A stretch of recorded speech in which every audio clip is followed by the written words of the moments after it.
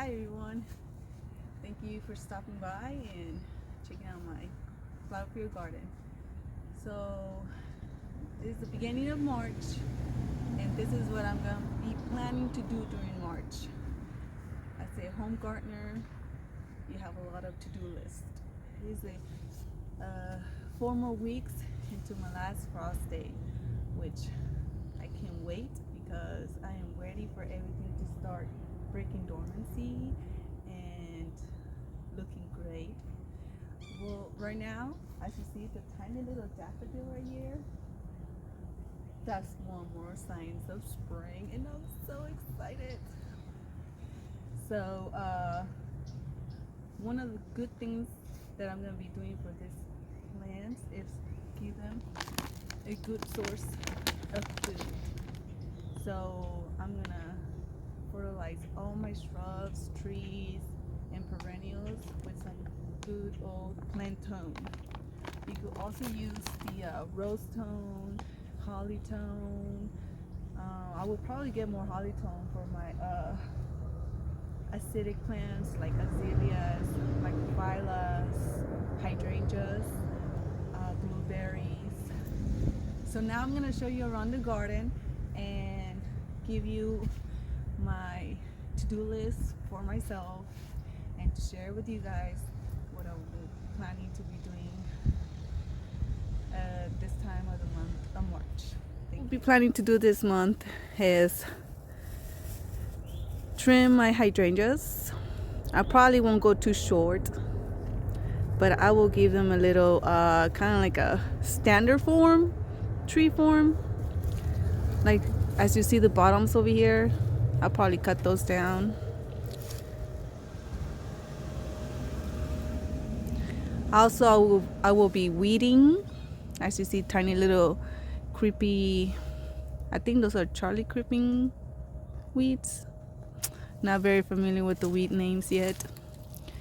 I have some daisies, salvias underneath all those leaves.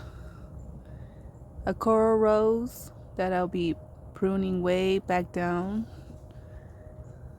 Milkweed on this pot. Came from a seed. Those grow super fast. A lot of weeds, leaves, debris. Be transplanting some of my plants too. So like these are daisies. Let's see, another daisy. Daisy, and then daisies. I kind of want to have them all clustered, looking together, kind of like a little bush form. And then having all my echinaceas, like there's an echinacea right here, have them all together so they could be more like a wild compact kind of thing. So this is a good time of the month to transplant things and move things around while they're still breaking dormancy. I'll be removing this coral sedum. It looks very, very weedy, but see how it spread it around so quickly. Now I feel like it's kind of like a weed in this bed, so I really don't like it. So I will be removing it. As you see, my little daffodils popping out. I could tell you I have more daffodils and tulips in the ground. One of the reasons are moths and voles underneath the ground. They love eating tulips. And well, I read that the bulb from the daffodils smells or tastes like onion or garlic, and they don't like that. So it deters them from eating it. But the blooms are so fragrant, smells so good.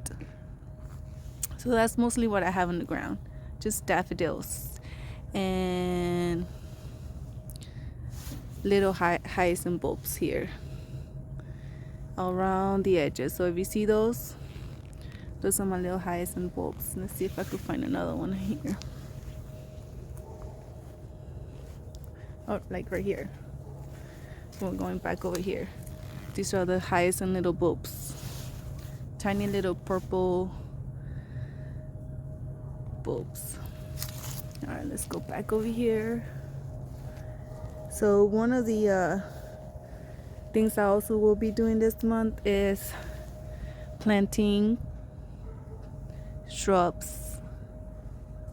I got this edgeworthia from my local nursery, and oh my gosh, it has the greatest fragrance. It smells so nice, kind of like a gardenia smell,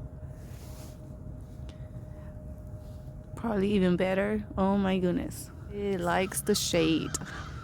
So I was planning to put it right here, remove this hydrangea and put it there, but it likes shade better than sun, and this is my sunny spot, so I will be moving it over here. Starting here will be my shade spot, where I have mostly of the hydrangeas, like microphyllus, are like being under shade.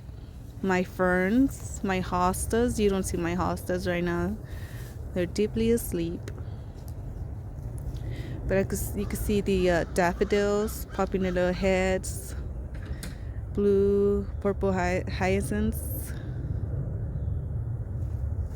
I have a beautiful big hosta in this little pot. So it's asleep right now. My little tree form hydrangeas right here. So pretty. Big, hot pink color.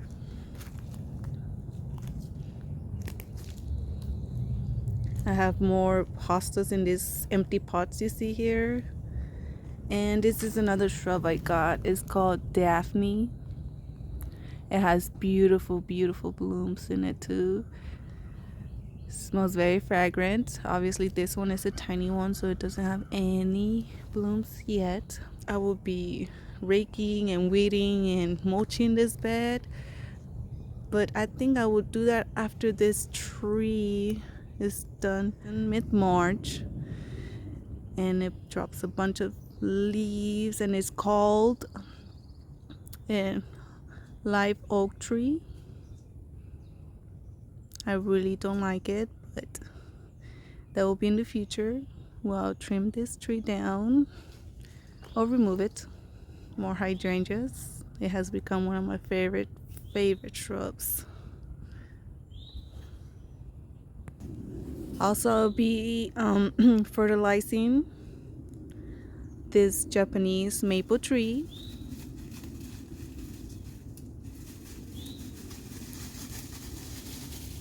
There's my doggy walking on the leaves underneath this bamboo. As you can see here, this is our peach fruit tree. This is the time of the year where you could start removing branches that are not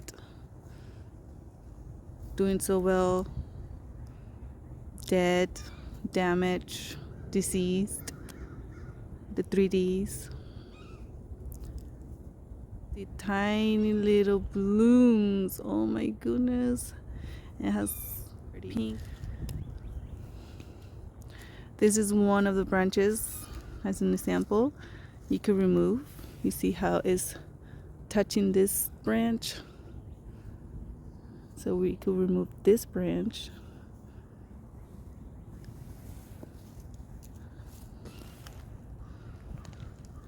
So the tree could have enough space to breathe and move once the leaves come out. Underneath it, I have some poppy seeds. You can see them growing. They kind of look like weeds right now. And then some daffodils all around it for a good spring pop of color. You can see my dog toys on the ground too.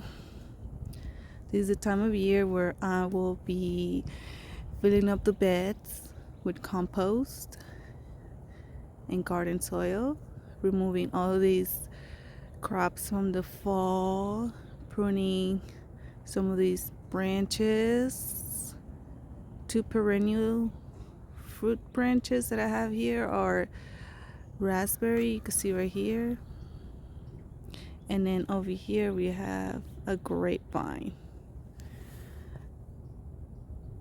So I will be filling up the beds all the way to the second line and putting spring crops.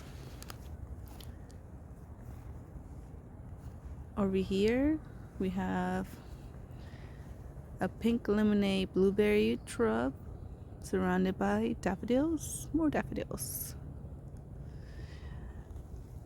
You can see the blooms right there, so pretty. There we go, we're focusing. And on the other little bed, circle bed, we have the blueberry, regular blueberries. Let me see if I could find any blooms.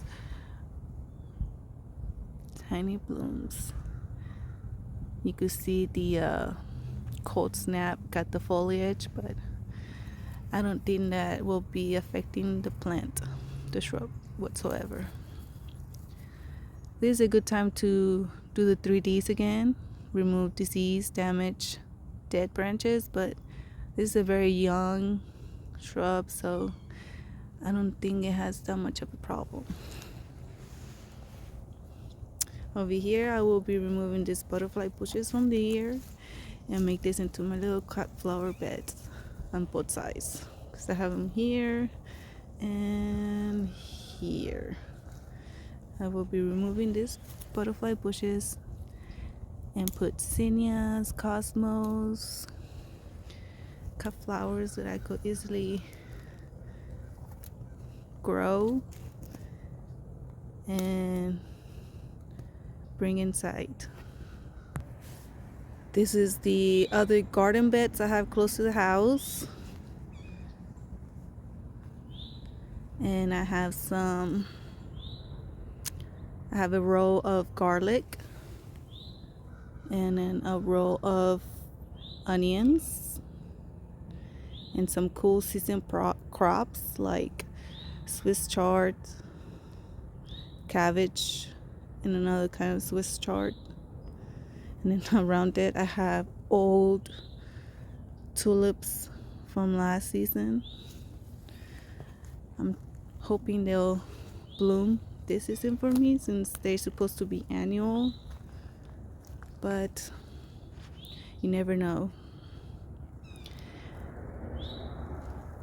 I will be putting more soil on this bed and this bed. And then this is where we're gonna have the tomatoes climbing up this kettle fence. I will have bushes of cucumbers, peppers, my jalapenos that I just seeded. This is a garlic, elephant garlic, surrounded by tulips for now. I will probably be moving this bed from here and add some sunflowers for the summer.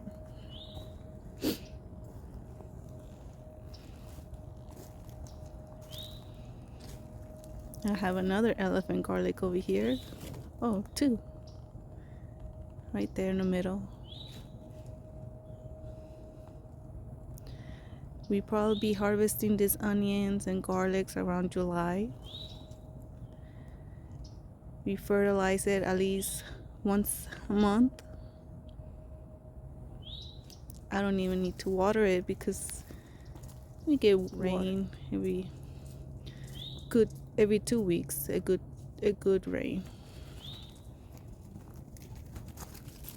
I love this bed. It looks so colorful, so pretty. I have some strawberries there that I'll be transplanting into those beds over there.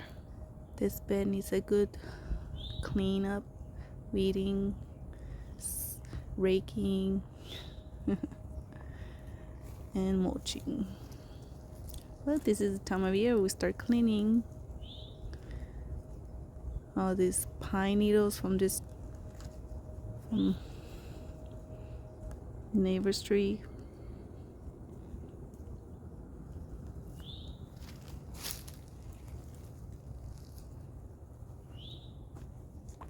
A lot of things here need some pruning, removing of dead leaves. Here's a forsythia. It hasn't bloomed yet, but I did cut some branches to force inside, and they're already blooming beautifully. A little quick shot of how the bed looks for now. That's my doggy. I will be removing this tree from here. I can't recall the name right now, but this tree grows 30 to 50 feet, so it's not a good understory tree for these pine trees. So I will be getting a Japanese maple tree, put it right here, and it will be a good understory tree because it will be from 7 to 10 feet tall. So this tree was not a good idea. It's too tall. But I will be removing it. I do have 2 more Kwanzaa cherry trees. Let me show you. I do have 2 Kwanzaa cherry trees over here. Very, very tiny right now. This one and this one. I just got it this fall too, so they're not that big. I figured it will be a nice shade garden here too. In the future, we'll make this into a more open garden. Right now, it's just grass. But I can't wait to see them bloom this year. I'll be fertilizing with plantain. There's another Japanese tree I love over here. Let me turn around very slowly. Beautiful, beautiful tree. Look at the winter interest it has. Red twigs. This is a good understory tree because it's not going to grow very tall. And look, I have my hibiscus here. It looks dead, but it's a late summer blooming, so just need to cut those branches and have the new ones come out. My petunia looks so dead right here, but Mexican petunia, but it just needs some pruning, like my hydrangeas. Look at these daffodils. I put these a year ago into clusters. Now some perennials around it. I have a tiny little butterfly bush over here. You can barely see it. But yeah, little by little the bed's gonna fill up. I have my bamboo here for privacy. This is why I also have this canvas on my fence, just in case you're wondering. Just privacy from neighbors and dogs. Look at this guy enjoying life. Hey, brother. Like this fig tree. It looks dead, but it's not dead. It's just dormant. You can see the new foliage or blooms coming out right here. I'm gonna work on this pad this time of the month when it's nice and warm, hopefully. And this is a new addition to the garden, pineapple guava. Oh, I don't know if you can tell here, but the color of this is quite bluish. And look, it's a very nice shrub. that might give us some fruit someday. I'm very excited to put this edgeworthia on the ground and being able to come out and play in the garden. Hopefully you guys can follow me along. I am very excited to start this channel and being able to share my experience, garden, and journey with you guys. Thank you so much for watching.